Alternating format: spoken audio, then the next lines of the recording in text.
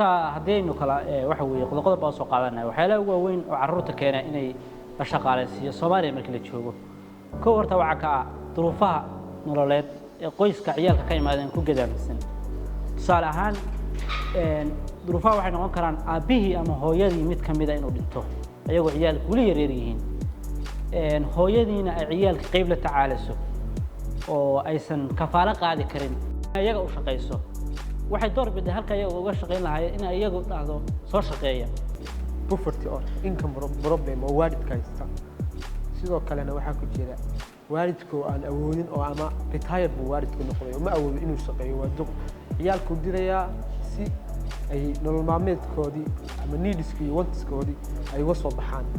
ama aabihii inuu balwad leeyahay ciyaalkii ka mashquul hooyadina ku dayaco taas waa keeni kartaa saameyn aad ay ku yeelan ciyaalka horta waxay noqonayaan skill ma baranayaan xirfad ma baran aqoontoodii low way noqonaysaa sidii adduunka hadda ciyaalka preparation fiican baa loo diyaariyay intay yar yihiin cunuga waxay ku sabab garanaysaa inuu mataqaanaa dee kooxaha xag jirka inuu aado dee wadadii ka baxo sayidkii oo dhan sayidkii bulshada oo fiicnaa dhanka positive-ka intuu ka baxo sayid xun galo ka shaqeeyo khalkhal amni sidoo kale naxariis laaw noqdo aan baxo oo joojinba waxaan isleeyahay horta doorka ugu weyn oo lagu joojin karo ciyaalka ama ay rabo inay ka qayb qaadato dawladdu ayadaa laga sugayaa xalku wuxuu yahay in institution ama system adag oo qeexaya oo dawli ah cadaalad ku shaqeynaya la helo oo ilmaha yararka inaan la shaqaaleysiin karin ah in la helo dawladdu waa inay ka soo saartaa xeer cad oo ah in qofkii ku shaqaaleysiiya carruurta waxa ka yar da'da loogu talagalay ama qaangaarnimada 15 yearska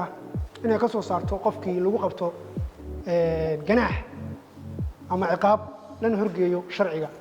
hay'adaha